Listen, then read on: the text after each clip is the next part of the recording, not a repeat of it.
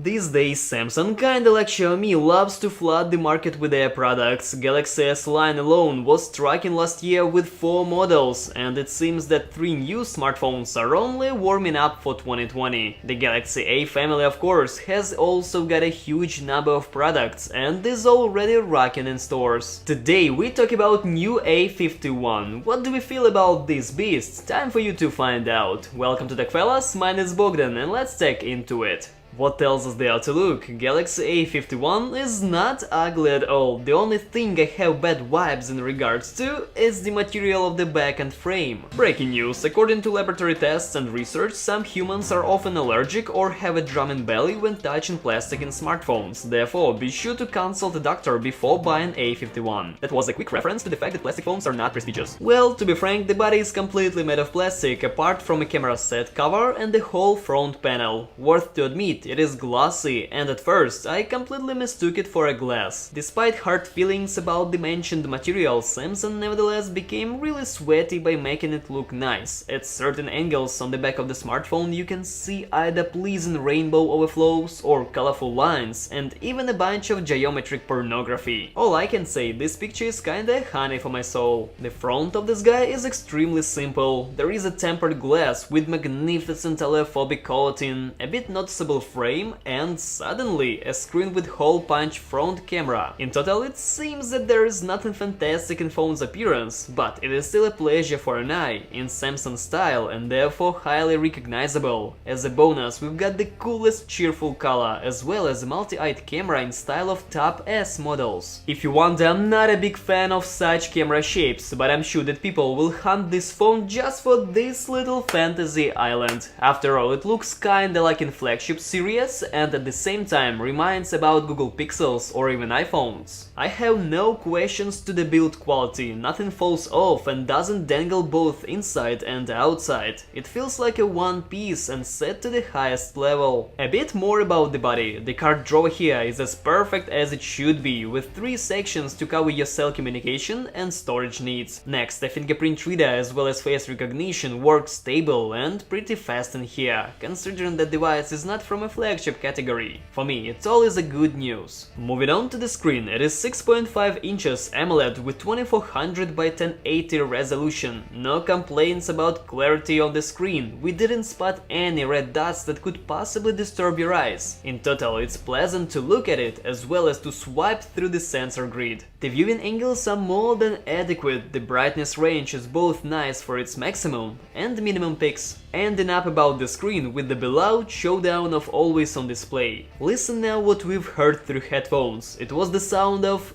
any other smartphone on Android, or very close to that. Doesn't really matter, it's neither good nor bad. For something deserving audiophiles' ears, at least a dedicated audio chip is needed here. That's all, folks. We have built-in equalizer here, and maximum volume is not bad at all. Also, the sound from speakers seems to be not bad too, except for one thing: the speaker is lonely. The speaker wants a stereo pair with the front-facing one, but the market life is cruel. At least it sings clear and relatively loud.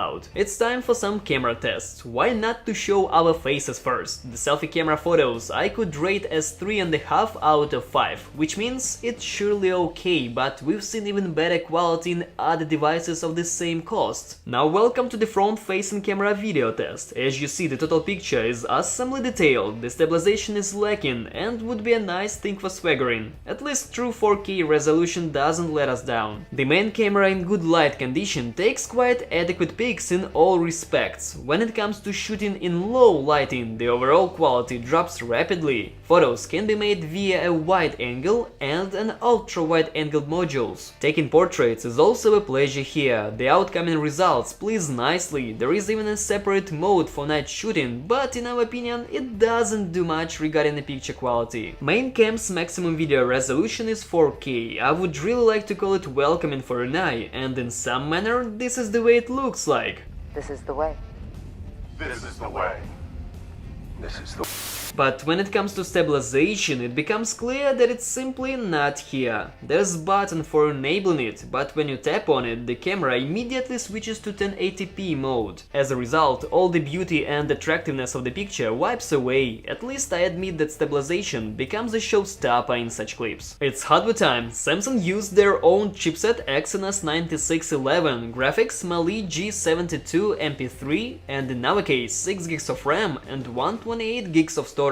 How does all that behave in daily life? It's simply great and doesn't lag at all. With more intensive tasks like games, the phone is more predictable and not the way you wish it to be. For example, in World Tanks Blitz, that we actually play a lot, FPS number with maximum graphics settings reaches 55 only in the first 2-3 battles. The further we play, the worse it becomes. When action doesn't leave the screen for a long time in game 5th or 6th, FPS can drop below 30. In the end, if you want to play in Galaxy A51 without brain damage, the recommended graphics is medium. These were the thoughts of 3 healthy and tired men. What benchmark tests think about the smartphone's performance? You can look up the screen right now. And to close the hardware topic, there is one important phrase that everyone is waiting for me to say. NFC is included here. What's left to talk about is a battery. In numbers, it is 4000 mAh. It's not bad by itself, but already not even close to gorgeous, thanks to Xiaomi of course. The phone lives from this supply for about a day or a day and a half. Again, this number is quite average on the market. Summarizing the stuff, I honestly think that Samsung brought what they initially wanted to create. Pretty neat middle-class smartphone. It's left without stereo speakers, powerful hardware and some divine liquid protection, however, still manages to satisfy the user on daily term. Has NFC, bolt card drawer, headphone jack and modern in-screen fingerprint reader. Frankly, AMOLED screen is worth it too, but A51 is not crushing the market, so I cannot recommend it to everyone and everywhere, especially for you, demanding fella. But if you just want an expensive Samsung phone with modern look, I will leave a link to internet store for buying this guy in the description box below. And if you like this video, then why not to support our channel by subscribing to it, hitting the like button, ringing the bell to stay tuned for more cool content. My thanks for watching and cheers!